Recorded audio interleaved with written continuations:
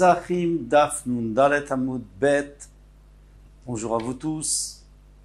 Alors, nous allons terminer aujourd'hui les Agatot qu'on avait commencé et on passera à une nouvelle Mishnah, Bezrat Hashem.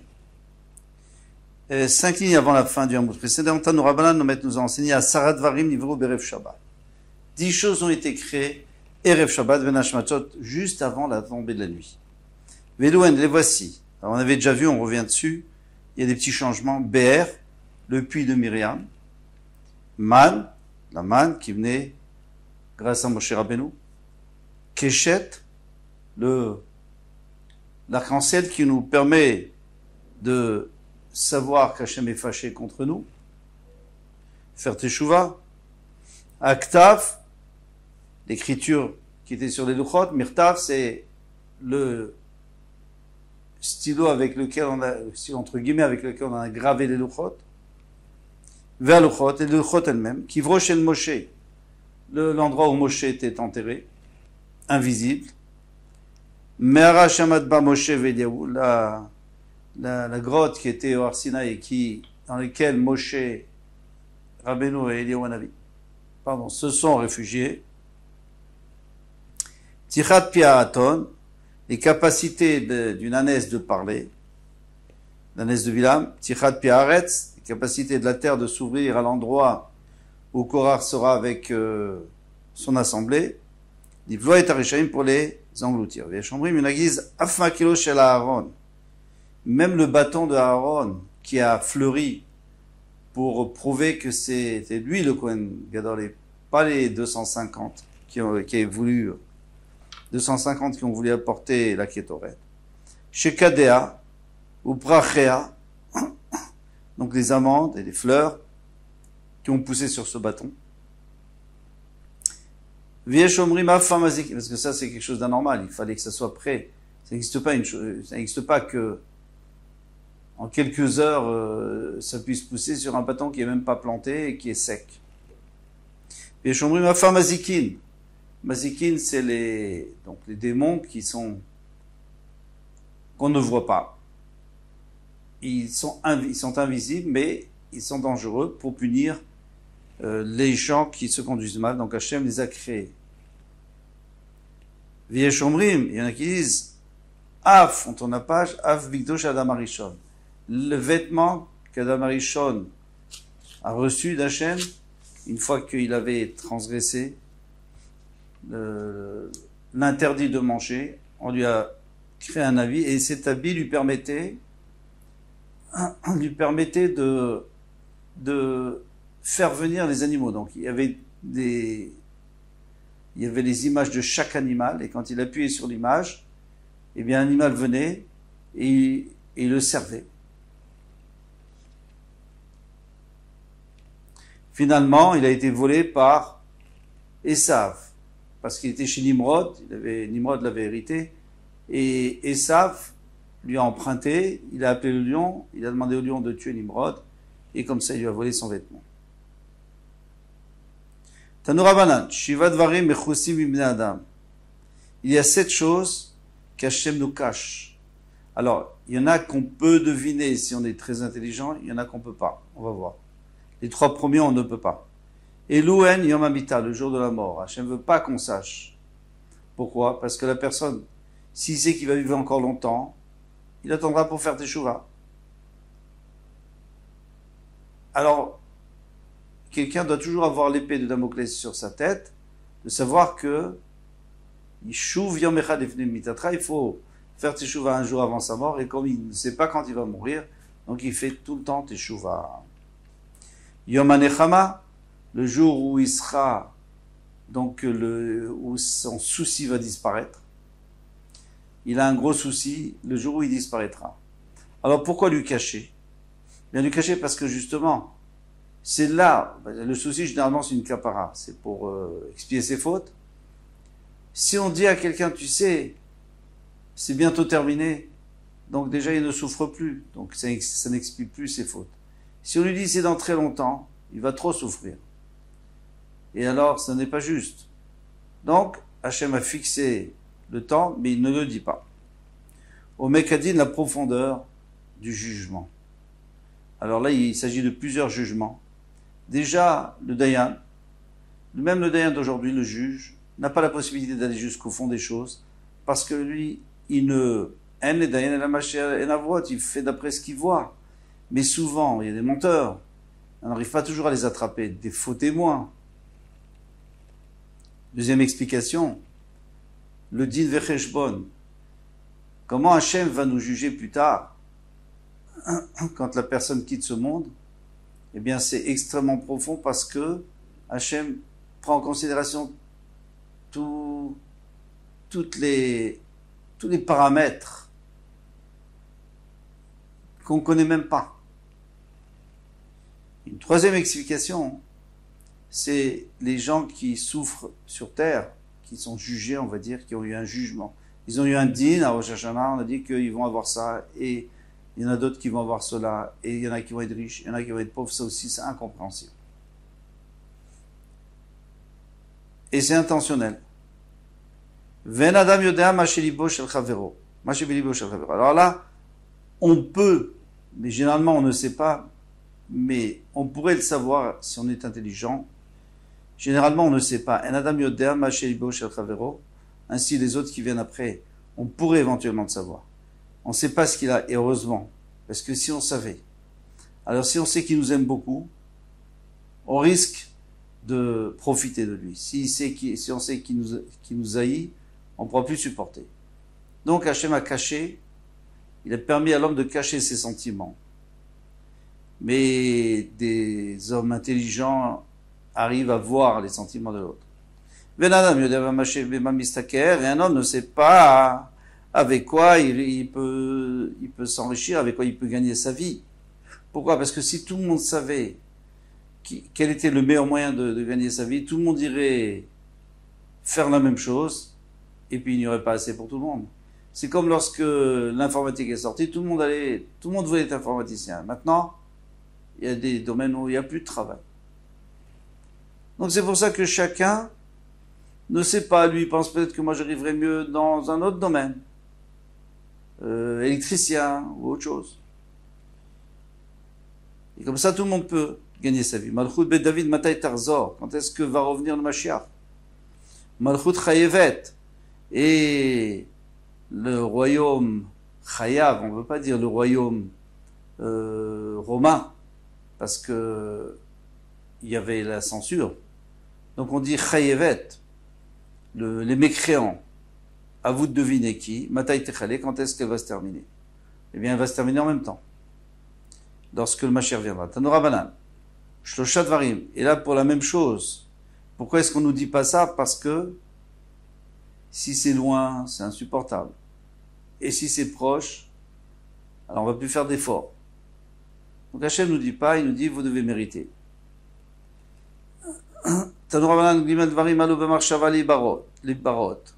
Il y a trois choses qu'Hachem a pensé créer. Mais même s'il n'avait pas pensé, dinhush et alou, eh bien, il aurait été nécessaire qu'il y pense. Pourquoi? Parce que il a pensé, mais il n'a pas tout de suite mis en application. Il a mis plus tard, lorsque est arrivé le premier mort. À la mettre chez Yasriach, que le mort se décompose, parce que s'il se décomposait pas, la famille le garderait, bien entendu. Elle voudrait toujours le garder à côté de lui, elle ferait jamais son deuil. Vers la mettre chez Ishtakach Minalef, et que on puisse oublier un mort, pour la même raison. Vers la Tvoa chez Terakev, et que la Tvoa, donc les céréales, et les fruits, les légumes, tout ça, pourrissent si on les vend pas. Pourquoi? Parce que si elles pourrissaient pas, eh bien les commerçants, ils la garderaient, ou alors pour eux, pour plus tard, ou alors pour faire monter les prix. Bien chomri, Madame Advea, chez Yetse, que on puisse accepter une pièce, parce qu'une pièce d'argent, un billet de 10 euros, un billet de 100 euros n'a aucune valeur. Du papier. En tout cas, pas une grande valeur. Et pourquoi est-ce qu'on l'accepte? C'est comme ça. On l'accepte. Et ça permet aux pauvres de pouvoir aussi se nourrir. Parce que les riches n'ont pas de problème. Ils ont des terrains. Ils peuvent vendre leurs produits. Ils peuvent échanger leurs produits contre ce dont ils ont besoin. Tandis que les pauvres n'ont pas la possibilité. Donc ils vont conduire un taxi, etc. Et ils vont recevoir de l'argent. Avec cet argent, ils pourront manger. Matnitin, Mishnah. Makom shenagu lasot melacha v'tisha b'av aussi. Les endroits où on a l'habitude de faire un travail à Tisha B'av, on travaille. Aussi, on a le droit de le faire. Makom shenagu shelo lasot melacha aussi. Dans les endroits où on n'a pas l'habitude de faire, on ne fait pas. Pourquoi? Pour pas oublier le deuil. Mais les Talmidei Chachamim, eux, de toutes les façons, ils doivent ne pas travailler. Alors, ceux qui sont pas Talmidei Chachamim, mais que de toute façon ils vont perdre leur temps, hein, on va pas les empêcher. S'ils sont dans un endroit où on a l'habitude de travailler. Mais pas les Talmidei Chachamim. Parce que de toute façon, ils trouveront toujours quelque chose de constructif à faire. Il y a des Gemarot qui parlent du Chorban Beit HaMikdash et du Moussar, etc. Rabban Shimon Gamliel Omer Leolam Yaseh Adam Atzmo Talmid Chacham. Rabban Shimon Gamliel dit, tout celui qui veut peut se considérer comme un Talmid Chacham. Ah, c'est de la Gava. La Gemara va répondre. Oui, c'est de la Gava c'est de l'orgueil de se prendre pour un Talmid Chacham. Alors Gemara, Amar Shmuel, un Tanit Tzibour Bebavel. À Bavel, il n'y a pas de Tanit Tzibour pour les pluies. Alors, en Eretz Israël, s'il n'y a pas de pluie, Rosh Chodesh qui se lève, on commence à s'inquiéter. Les Chachamim organisent 3 Taniot, 3 jeûnes en journée, lundi, jeudi, lundi.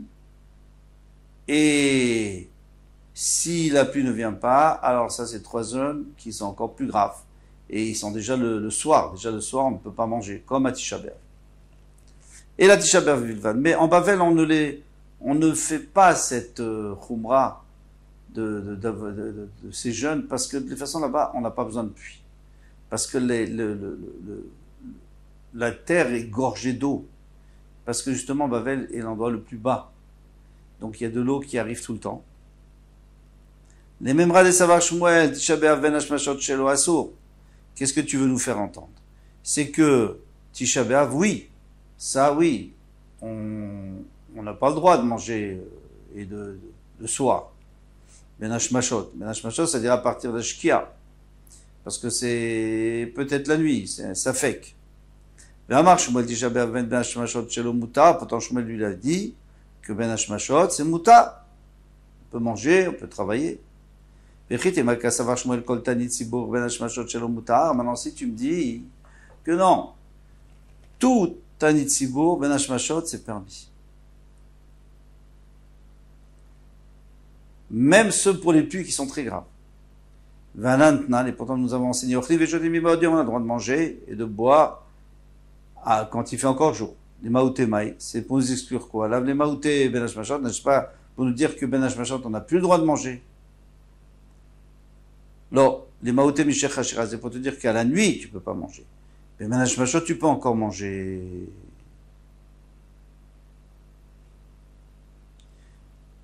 Nema Messaïle, bien qu'à Yom Kippour, c'est sûr que non. Yom Kippour, c'est Midoraïta, là c'est Miderabanan. Nema Messaïle, En Ben Tisha B'Av li Yom Kippourim, et là chez Sfeko Asur. Moi j'ai une preuve pour ce qu'il a dit là, au nom de Shmuel, c'est qu'il n'y a pas de différence entre Tisha B'Av et Yom Kippour, et là chez Sfeko Asur. Ça fait que ça veut dire quoi? Ça veut dire que c'est pas sûr que c'est déjà arrivé, puisqu'on est Ben Hashmashot, on n'est pas sûr, c'est ça fait Yom, ça fait Laïla. Vezé Sfeko Mutar, et Tisha B'Av c'est Mutar, donc tu vois bien que c'est Mutar.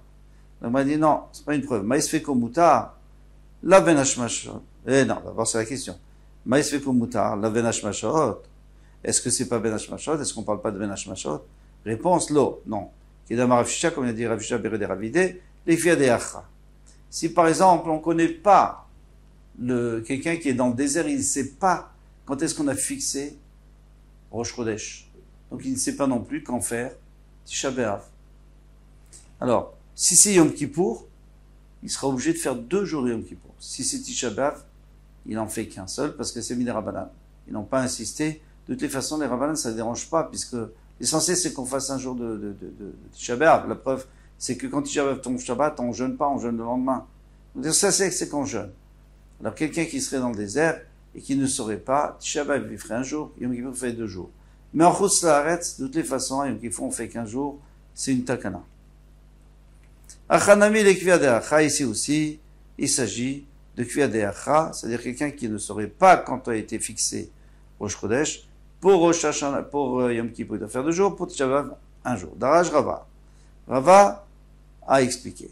Varot ou Menikot, les femmes enceintes et les femmes qui allaitent, mitanot ou mashlimot, beau, elles doivent jeûner et elles doivent terminer le jeûne.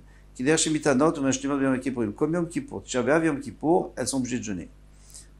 Sauf danger, sauf si elles sont en danger. Benach mashot shelo asur, et il est interdit de manger, de boire, etc. à partir de Benach mashot. Vechen amru mishveh de Rabbi Yochanan, et ainsi on a dit au nom de Rabbi Yochanan, que c'est interdit. Ou bien Rabbi Yochanan, mais est-ce que Rabbi Yochanan a dit ainsi? Rabbi Yochanan, pendant Rabbi Yochanan a dit, Tisha B'Av, Enoch et Tanit Tzibour, Tisha B'Av, il n'est pas comme Tanit Tzibour. Et dans Tanit Tzibour, donc c'est moins grave que Tanit Tzibour. Tanit Tzibour, encore une fois, c'est le Tanit, que c'est le jeûne qu'on fait pour les pluies. Maïlav de Ben Hashmashot, n'est-ce pas qu'il s'agit de Ben Hashmashot? Que un Tanit Tzibour, déjà Ben Hashmashot, il faut commencer. C'est-à-dire à partir de l'Ashki, il faut commencer le jeûne. Tandis que Tisha B'Av, on n'aurait pas besoin de commencer, mais on sait très bien que la lacha n'est pas comme ça. Donc on répond, on dit non. L'olim lacha pour le travail. Le travail, on peut travailler, ben hashmashot. Mais lacha tanina, mais le travail, on a déjà enseigné. Mais comme chez Nagoulason ben Rabbi Tisha B'Av aussi, les endroits où on a l'habitude de faire du travail à Tisha B'Av, on le fait. Mais comme chez Nagoulason aussi. Et c'est les endroits où on n'a pas l'habitude. On ne fait pas. Alors pourquoi tu me dis, toi tu viens m'apprendre une halakha qui est écrite dans la Mishnah. Un Amora, il vient nous apprendre quelque chose qui est évident. Mais Afilou Rashbag, et même Rashbag. Et qu'est-ce qu'il avait dit Rashbag? Il avait dit, Lo amar ela dechiyativ, velo avid, lo mirzeki yohara. Rabban Shimon Gamliel avait dit que tout le monde peut se prendre pour un Talmid Chacham. Pourquoi? Parce que s'il s'assoit et qui ne fait pas de travail, ça n'a pas l'air qu'il est orgueilleux, tout simplement qu'il n'a pas de travail. Aval, Missar, le Hassar, mais il n'a jamais interdit. Il a dit c'est mieux, mais il n'a pas interdit de faire un travail. Et la maille Enoch et Tanit Tzibour, alors ça veut dire quoi? Qu'il n'est pas comme Tanit Tzibour. Les Tfilat Neila, c'est pour nous dire que il n'y a pas de Neila. Il y a une Tfilat Neila Tanit Tzibour, Tanit pour les pluies, il n'y a pas de Neila pour le Tanit de Tisha B'Av. Alors là, c'est un chidouche, parce que ça, on l'a pas vu dans la Mishnah. Mais on peut pas parler du travail, parce que le travail, on l'a vu dans la Mishnah. Vama Rabbi Yochanan, pour Rabbi Yochanan dit,